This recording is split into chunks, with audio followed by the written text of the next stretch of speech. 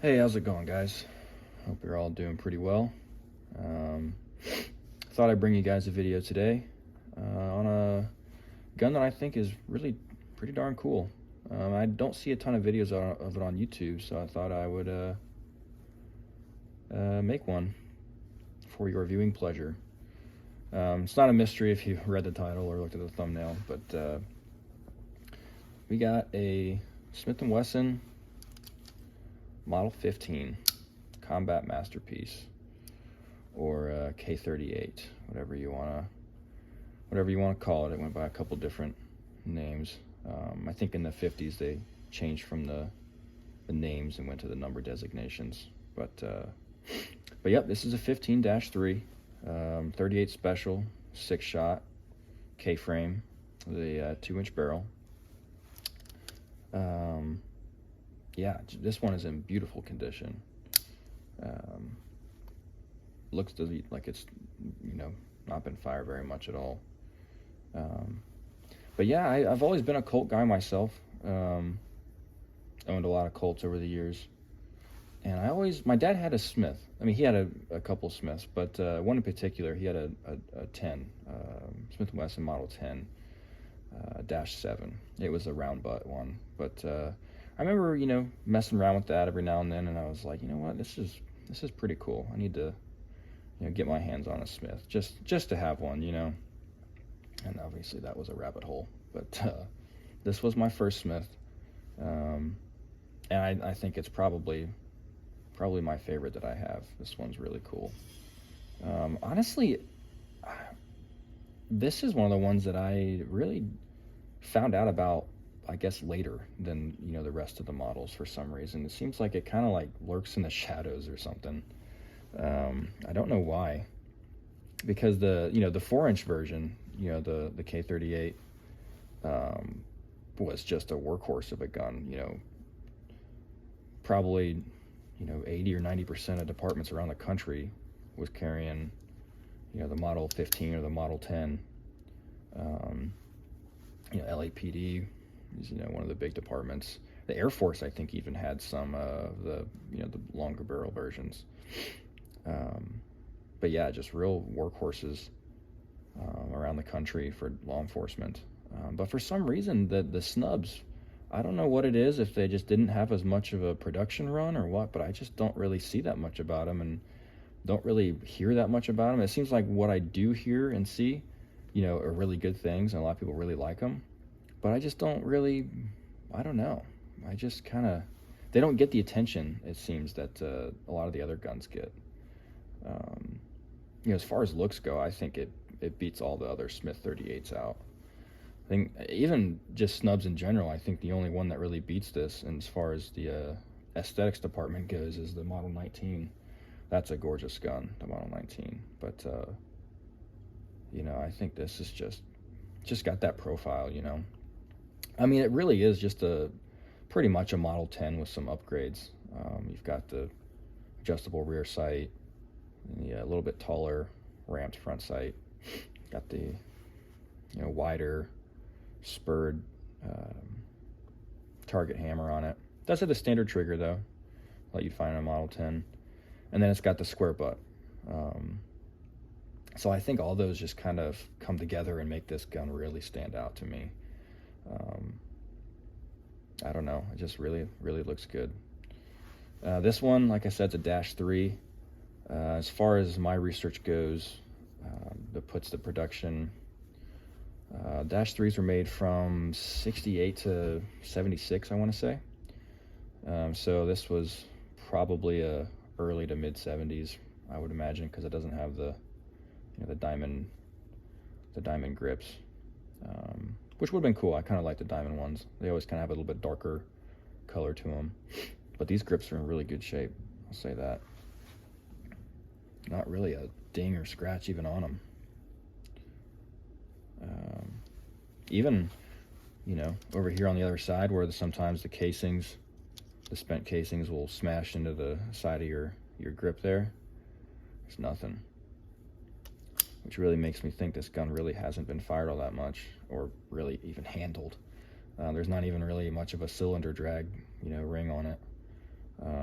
just, very superficial ring. It hasn't really cut through the bluing yet, so yeah, I think this gun is, I don't know the story behind it, who owned it, but just in really, really great shape. I do have the box as well. I'll show that to you real quick. Got the nice Smith & Wesson stamp right there. The sticker has since yellowed a little bit, but it does have the matching serial number. And it also has original wax paper. Got the cleaning kit in there, and then some pamphlets and paperwork. But yeah, really cool. So it's always nice when you can get the box with it, and especially nice when you can get all the other goodies. So it always helps hold up the value. But yeah, this one is, like I said, is my first Smith, and I really couldn't be happier with it. I think if I had to settle for one Smith, it would probably be this one, of the ones that I own anyway. If I could only have one, it would probably be the 19 snub. That one's really cool. But beautiful, beautiful 38 here. If I didn't already say, it's a K-frame, so it's Smith & Wesson's middle of the road revolver as far as size goes. You got the J-frame, K-frame, and then on up from there. But yeah, this is just a really, I'm used to shooting Colts, D-frame detective specials and police positives and stuff. And so when I started handling these K-frames, I was like, man, these are beefy. They really feel good in the hand, especially the square butts. I'm a really, really big fan of the square butts. But yeah, it'd be nice to get a Model 36 square butt. Those are pretty cool. But what else? Yeah. Yeah, I don't know why they're so, quiet, I guess you could say. Like, you really don't see them even in, like, movies and stuff. You see them a lot of Model 10s and Model 36s and stuff, but I don't know, for some reason. Because in my opinion, this is a very videogenic, photogenic gun. I would be kind of like the people say the Beretta has like the lines for for the camera. It's very looks good on film. I would kind of argue the same for this, but I really don't see it pop up in a lot of movies. The only one I think I've ever seen it in is a subpar, crime movie from the early 90s, Homicide. Other than that, I don't think that I've really seen this in much. But yeah, I thought I'd show it to you guys today. It's in beautiful condition. Thought I'd just let you see it and feast your eyes, because not a ton of videos on it, and it's a shame because it's a beauty. I don't plan on ever parting with it. Hopefully I can keep it looking pretty nice, while also having some fun with it every now and then. What else can I tell you? Yeah, I guess that's about it. I mean, there's lots of forums and stuff you can go and learn a lot about this old Smith revolvers and stuff. But I'm just kind of, this isn't much of a review or a history lesson. I just kind of wanted to show you the gun and ramble a little bit.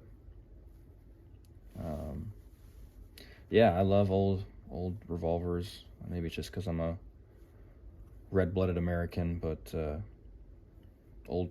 anything old and American made when it comes to firearms, or really just old firearms in general, I just really, really like. Double action revolvers. Anything blued and with steel, I'm a sucker for. So, and with some wood grips.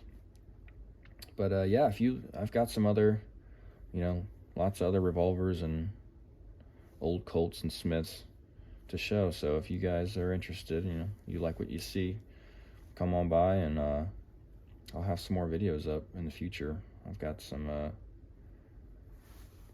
1911s and detective specials and police positives and pocket hammerless guns.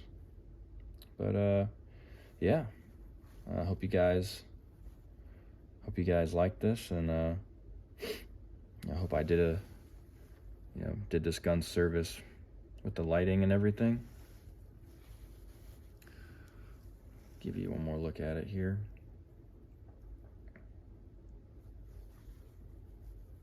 And yeah, I'll catch you guys later.